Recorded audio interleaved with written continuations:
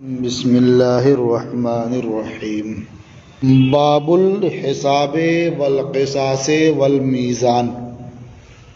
یہ باب ہے حساب، قصاص اور میزان سے متعلق۔ حساب کا معنی کیا ہوتا ہے؟ شمار کرنا، گننا۔ تو بندوں کے جو اعمال ہیں اگرچہ اللہ تعالیٰ کو سب معلوم ہے، لیکن اس دن اسے شمار کیا جائے گا، گنا جائے گا۔ تو یہ کیا حساب ہے؟ اور قصاص کا مطلب کیا ہوتا ہے؟ بدلہ۔ کسی نے کسی کو ایک جھاپڑ مار دیا تو بدلے میں اس نے بھی ایک جھاپڑ مار دیا، تو یہ قصاص ہوا، لغت کے اعتبار سے یہ بدلہ ہوا۔ تو وہاں قصاص، حساب بھی ہوگا اور قصاص بھی ہوگا۔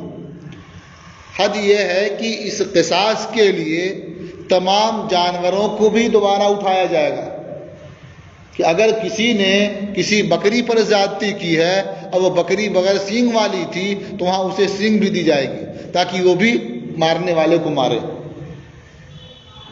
پتا نہیں کہ بکری آرام سے کھڑی ہوئی ہے، کچھ نہیں کیا، کچھ نہیں بگاڑا اور گئے مار دیا اسے، تو یہ ظلم ہے اس پر، اس کا بھی بدلہ لیا جائے گا وہاں۔ تو بکری بھی زندہ کی جائے گی اور آپ تو رہیں گے ہی۔ بکری کو اگر سینگ نہیں ہے یہاں تو وہاں سینگ بھی دی جائے گی اسے تاکہ وہ آپ کو مارے گی، بدلہ لے گی۔ ایسے ہی تمام جانوروں سے، حیوانات سے، انسانوں سے متعلق بدلے ہوں گے۔ یہ قصاص ہے۔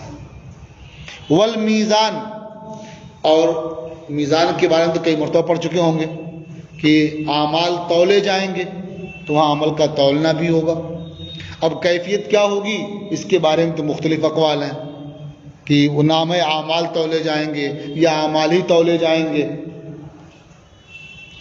تو یہ باب ہے حساب، قصاص اور میزان سے متعلق۔ الفصل الاول عن عائشہ ان النبی صلی اللہ علیہ وسلم قال۔ ام المومنین حضرت عائشہ رضی اللہ تعالی عنہا سے مروی ہے کہ نبی کریم صلی اللہ تعالی علیہ وسلم نے ارشاد فرمایا کہ کوئی شخص ایسا نہیں ہے جسے روز قیامت حساب لیا جائے الا ہلکا، مگر یہ کہ وہ ہلاک ہوا۔ یعنی جس سے روز قیامت حساب لیا گیا سمجھو کہ وہ ہلاک ہوا۔ قلت، ام المومنین فرماتی ہیں کہ میں نے عرض کیا اولیس یقول اللہ فسوف یحاسب حسابا یسیرا، میں نے پوچھا کیا اللہ تعالیٰ یہ نہیں فرماتا ہے کہ ان قریب آسان حساب لیا جائے گا؟ فقال انما ذالک العرض، حضور نے ارشاد فرمایا کہ آسان حساب وہ صرف پیش کر دینا ہے، یعنی بندوں کے جو اعمال ہیں صرف پیش کر دینا کہ تم نے یہ اعمال کیے ہیں، بس یہ آسان حساب ہے۔ باقی جو اصل حساب ہوتا ہے، پوچھنا کہ یہ کیسے ہوا، یہ کیوں کیا، تو پھر جس کے ساتھ جس طرح حساب ہوا وہ ہلاک ہوا۔ ولیکن من نوقش فی الحساب، لیکن حساب میں جس سے باز پرس کی گئی، یہلکو، وہ ہلاک ہوگا۔ متفق علیہ، یہ حدیث متفق علیہ۔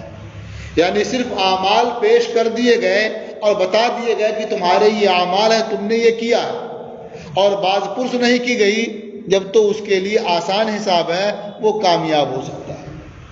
لیکن اعمال پیش کیے گئے اور پوچھا گیا یہ کیوں کیا، یہ کیوں کیا، ہم نے یہ نعمت دی تھی تو یہ کیوں کیا یا یہ کیوں نہیں کیا، جب تو وہ پھر ہلاک ہوا۔ تو معلوم ہوا کہ حساب جو ہوگا بہت مشکل ہوگا۔ آدمی کو اگر یہاں 1 سال کا حساب دینا ہو تو نہیں دے پاتا، کہیں نہ کہیں گڑبڑی پکڑی جائے گی اس کی، کہیں نہ کہیں بھول جائے گا یا کچھ جان بوجھ گڑبڑ کرے گا۔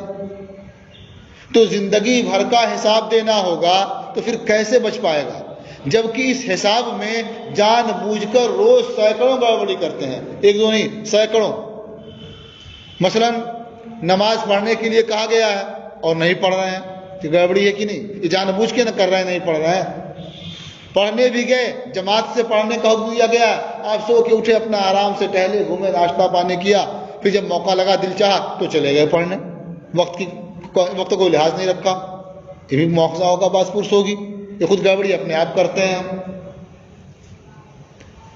سچ بولنے کا حکم دیا گیا ہے، ایک بار نہیں کتنی بار جھوٹ بولتے ہیں، یہ گڑبڑی جان بوجھ کے خود ہی کرتے ہیں۔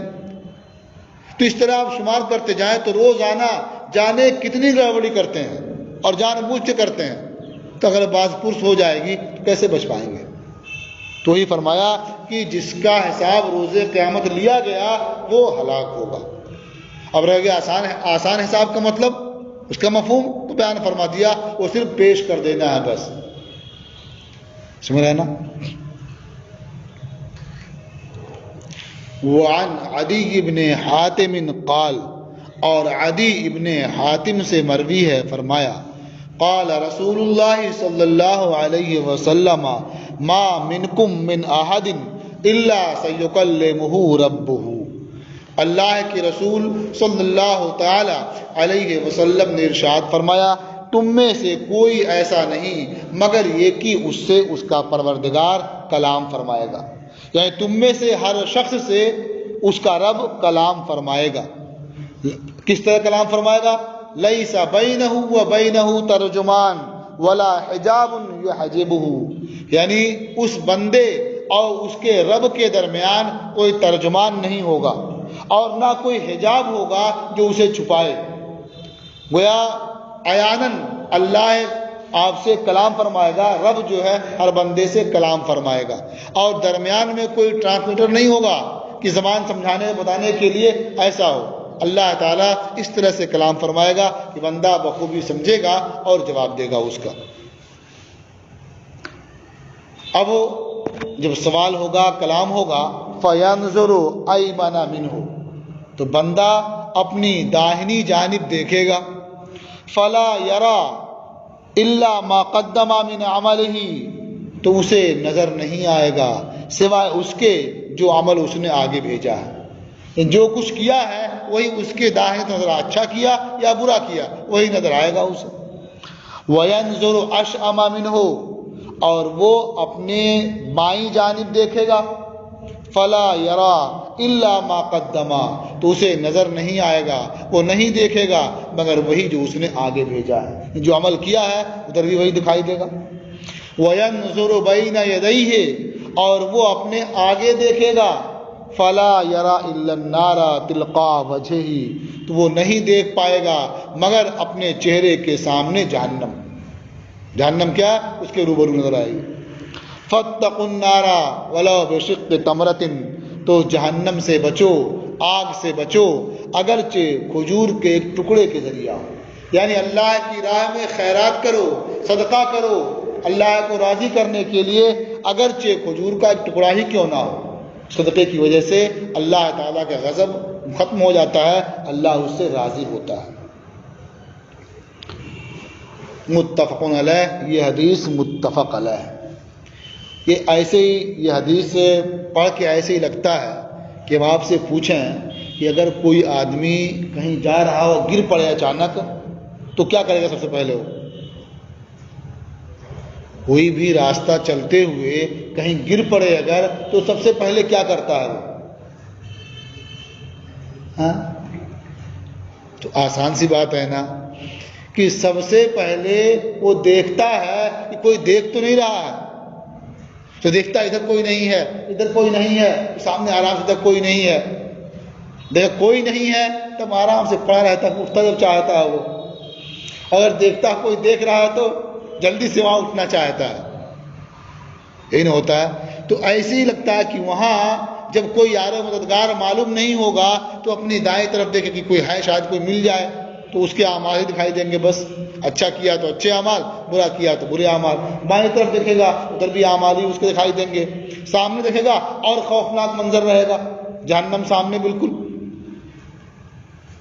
تو فرمایا کہ اس سے بچو اگرچہ کھجور کے ٹکڑے ہی کے ذریعہ ہو، یعنی جس قدر ممکن ہو جہنم سے بچنے کے لیے نیک عمل کر سکتے ہو وہ ضرور کرو، اگرچہ دیکھنے میں وہ معمولی معلوم ہو اور چھوٹا عمل معلوم ہو، لیکن ضرور کرو اسے۔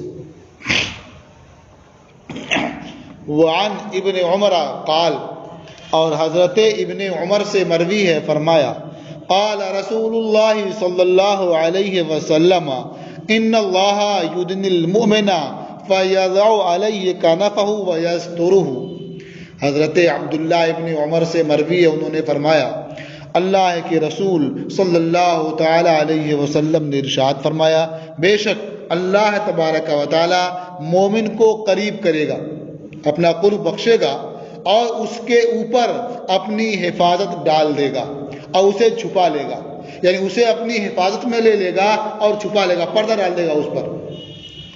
فیقول، اور اس سے فرمائے گا اتعرف ذنب کذا، کیا تو فلاں گناہ جانتا ہے؟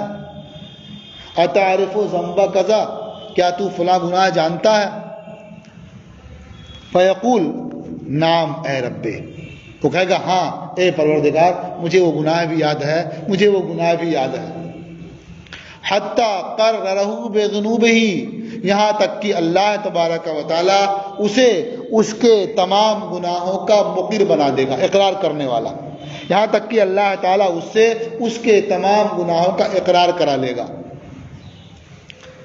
وَرَآ فِي نَفْسِهِ أَنَّهُ قَدْ هَلَكَ، اور وہ بندہ مومن اپنے دل میں سوچے گا، کہے گا کہ اب یہ ہلاک ہوا، انه قد ہلکا، کہ یہ ہلاک ہو چکا، اتنے گناہ کیے ہیں اور سب کہہ بھی چکا کہ ہاں ہم نے یہ کیا ہے، مجھے یہ بھی یاد ہے، مجھے وہ بھی یاد ہے، مجھے یہ بھی یاد ہے، سب بیان بھی کر چکا ہوگا، تو اسے خود ہی یقین ہو جائے گا اب یہ ہلاک ہوا۔ قالا، ایسے موقع پر رب تعالیٰ فرمائے گا سترتها علیک فی الدنیا، دنیا میں نے ان گناہوں کو تجھ پر چھپایا، وانا اغفرها لک اليوم، اور میں آج تمہیں بخش دیتا ہوں۔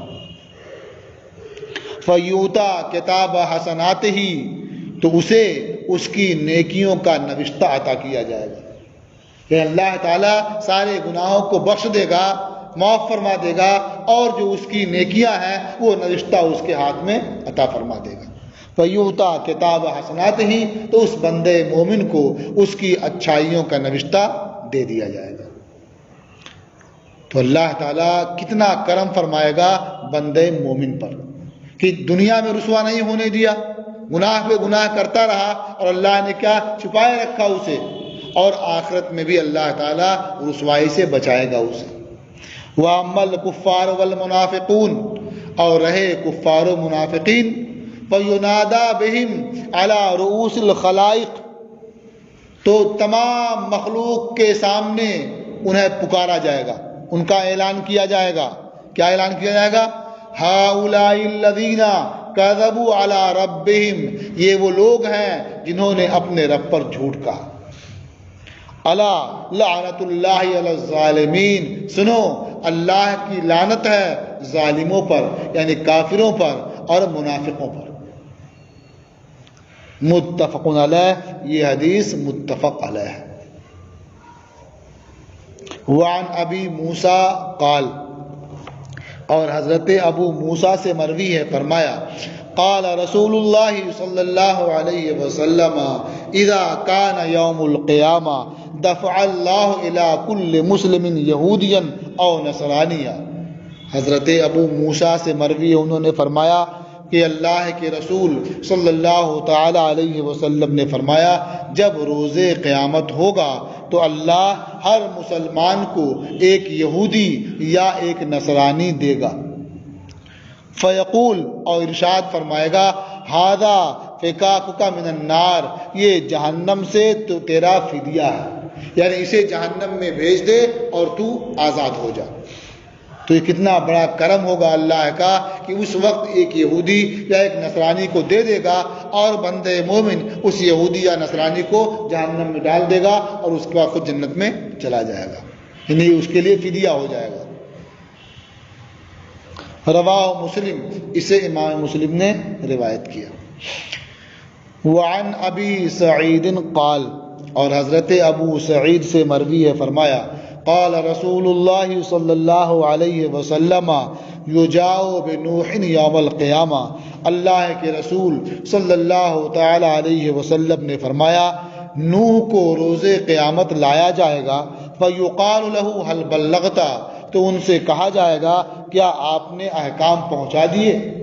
جو احکام ہم نے مخلوق تک پہنچانے کے لیے آپ کو مقرر کیا تھا وہ احکام آپ نے پہنچا دیے؟ فیقول نعم یا رب، وہ کہیں گے ہاں اے پروردگار، میں نے وہ سارے احکام پہنچا دیے۔ فتسأل امتہ، تو ان کی امت سے پوچھا جائے گا، حل بلغکم، کیا انہوں نے تم تک پہنچا دیے احکام؟ فیقولون ما جاءنا من نذیر، تو وہ امتی کہیں گے کہ ہمارے پاس تو کوئی ڈرانے والا آیا ہی نہیں، کوئی یہ سب بتانے والا آیا ہی نہیں کہ ہم اللہ کو نہیں مانیں گے تو یہ ہوگا، اللہ کے حکم کی اطاعت نہیں کریں گے تو یہ ہوگا، کوئی ڈرانے والا آیا ہی نہیں ہمارے پاس۔ فیقال من شہودک، تو حضرت نوح سے کہا جائے گا کہ آپ کے گواہ کون ہیں؟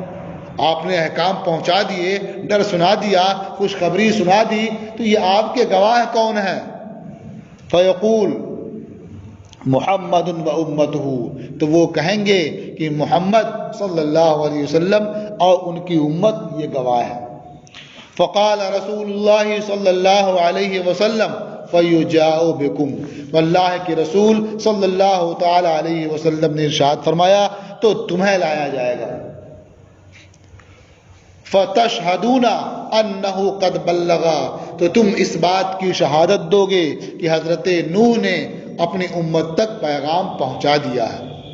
ثم قرأ رسول اللہ صلی اللہ علیہ وسلم، پھر اللہ کے رسول صلی اللہ تعالی علیہ وسلم نے قرات فرمائی، وَكَذَلِكَ جَعَلْنَاكُمْ أُمَّةً وَسَطًا لِتَكُونُوا شُهَدَاءَ عَلَى النَّاسِ وَيَكُونَ الرَّسُولُ عَلَيْكُمْ شَهِيدًا، اور بات یوں ہی ہے کہ ہم نے تمہیں سب امتوں میں افضل بنایا، تم لوگوں پر گواہ ہو اور یہ رسول تمہارے نگہبان اور گواہ ہے۔ رواہ البخاری، اسے امام بخاری نے روایت کیا ہے۔ وعن انس قال، اور حضرت انس سے مروی ہے، فرمایا قال كنا عند رسول اللہ صلی اللہ علیہ وسلم، انہوں نے فرمایا کہ ہم اللہ کے رسول صلی اللہ تعالی علیہ وسلم کے پاس موجود تھے۔ فضحک، تو حضور تبسم فرمانے لگے، ہنسنے لگے یا ہنس پڑے۔ فقال هل تدرون مما اضحک، حضور نے ارشاد فرمایا کیا تم جانتے ہو کس سبب سے میں ہنس رہا ہوں؟ قال، حضرت انس نے فرمایا قلنا اللہ ورسولہ عالم، ہم نے عرض کیا کہ اللہ اور اس کے رسول بہتر جانتے ہیں۔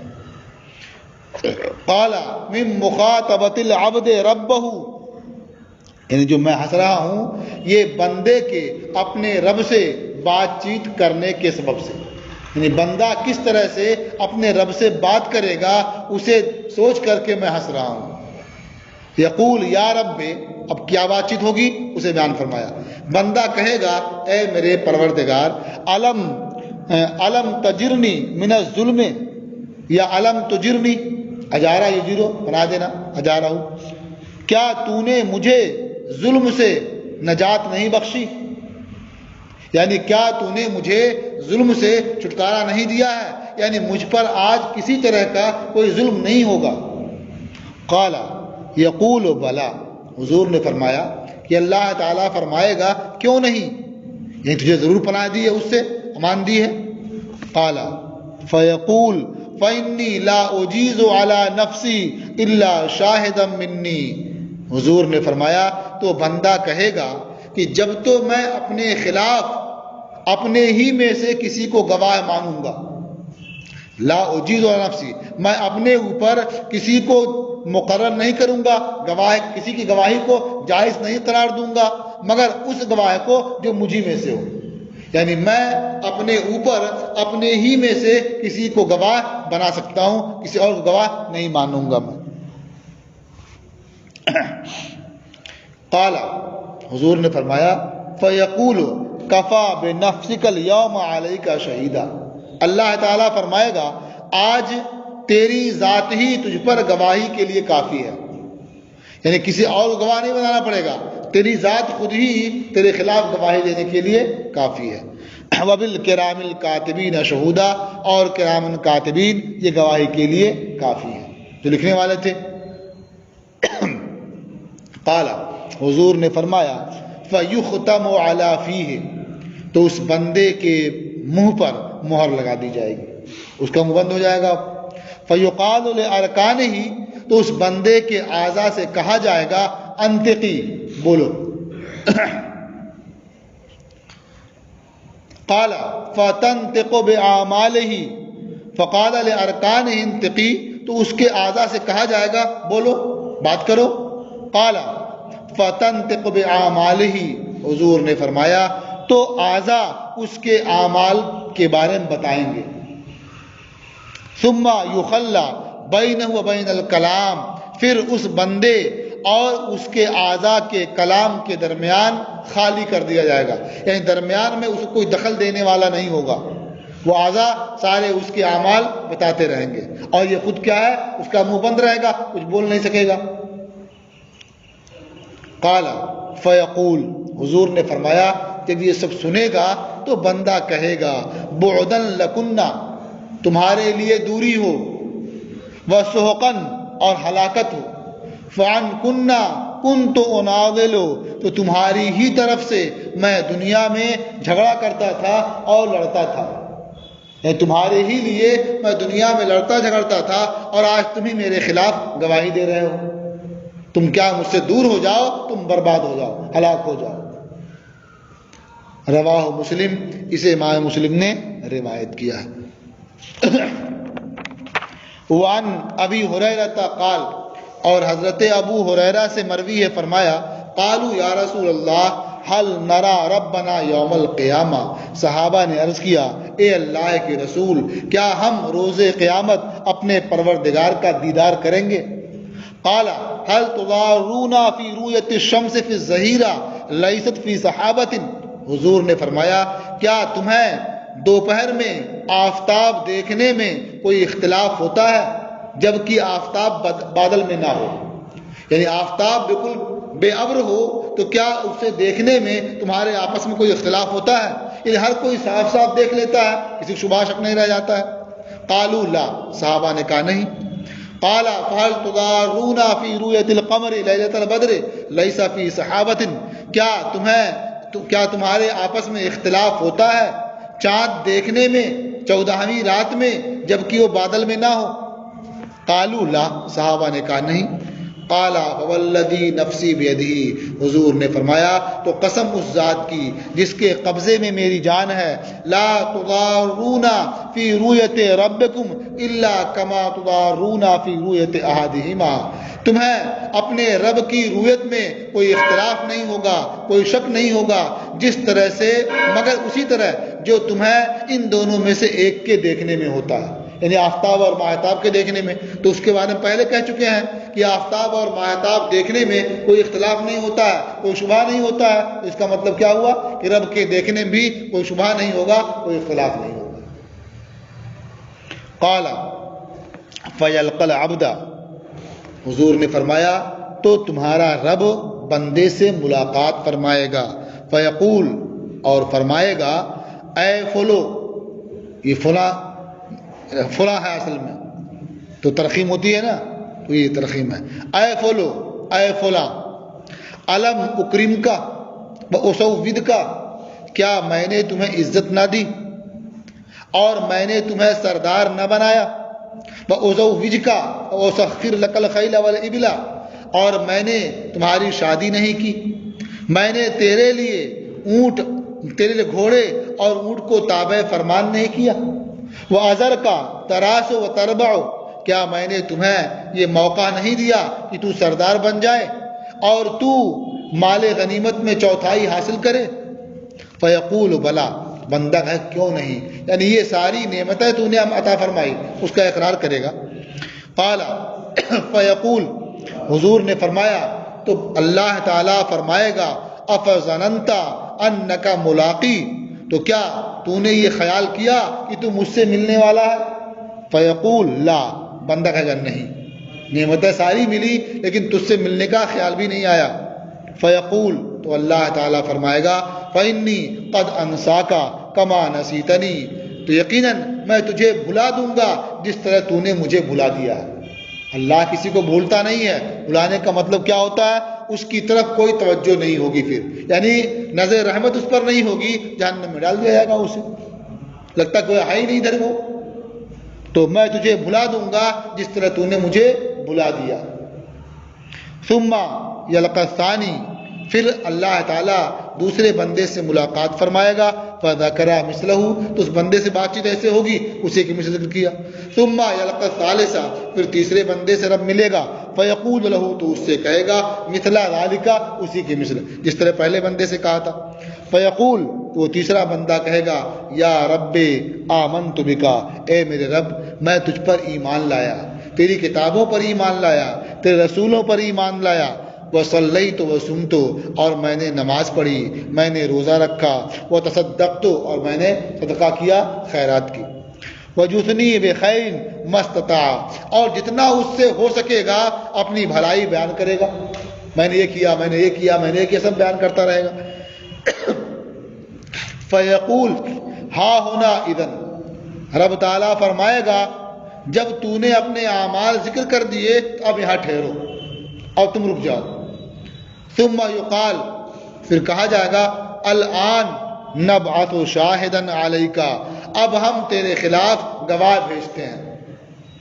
ویتفکر فی نفسہ، اب وہ بندہ اپنے دل میں سوچے گا من ذا الذی یشہد علی، کون ہے جو میرے خلاف گواہی دے، اس لیے یہ کام تو میں نے سب کے سامنے کیا تھا، اور جو برائیاں کی ہیں وہ چھپ چھپ کے میں نے کی ہیں، تو کون میرے خلاف گواہی دینے والا ملے گا یار۔ اور ویسے بھی آدمی کو اطمینان رہتا ہے نا کہ حاکم کے سامنے اپنوں میں سے کوئی خلاف نہیں بولتا ہے۔ جیسے آپ دیکھتے ہوں گے نا مدرسے ہی میں جماعت میں ایک طالب جرم کرتا ہے، استاد پوچھتا ہے کون جرم کیا، کوئی نہیں بتاتا ہے، حالانکہ لوگ جان رہے ہوتے ہیں، ہوتا ہے ایسے نا۔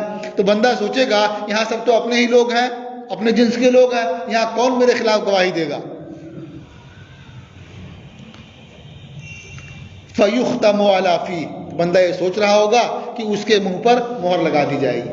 وَيُقَالُ لِفَخِذِهِ، اور اس کی ران سے کہا جائے گا انتقی، بول۔ فَتَنْتِقُ فَخِذُهُ، تو اس کی ران بولے گی۔ وَلَحْمُهُ وَعِظَامُهُ، اس کا گوشت بولے گا، اس کی ہڈیاں بولیں گی، کیا بولیں گی؟ بِعَمَلِهِ، اس کے عمل کے بارے میں، یعنی اس کا عمل بتائیں گی۔ وَذَلِكَ لِيُعْذِرَ مِن نَفْسِهِ، اور یہ اللہ تعالیٰ اس لیے کرے گا تاکہ وہ اپنے آپ عذر کا انکار کر دے، یعنی یہ سمجھ لے کہ میرے پاس کوئی عذر اب نہیں رہا۔ وَذَلِكَ الْمُنَافِقُ، یہ سب جس کے ساتھ ہوگا یہ کون ہوگا؟ وہ منافق ہوگا۔ وَذَلِكَ الَّذِي سَخِطَهُ اللَّهُ، اور یہ وہ شخص ہوگا جس سے اللہ ناراض ہوگا، ورنہ اللہ جب راضی ہوگا، خوش ہوگا، پھر اسے اپنی حفاظت میں لے لے گا، پردہ ڈال دے گا اسی گناہوں پر۔ اسے مسلم نے روایت کیا، وذکر حدیث ابی ہریرہ یدخل من امت الجنۃ فی باب التوکل، بے روایت ابن عباس، اور حضرت ابو ہریرہ کی حدیث یدخل من امت الجنۃ، یہ باب توکل میں ذکر کی گئی ہے حضرت عبداللہ ابن عباس کی روایت سے۔ بس یہ فصل ختم ہوئی اور آج کا سبق بھی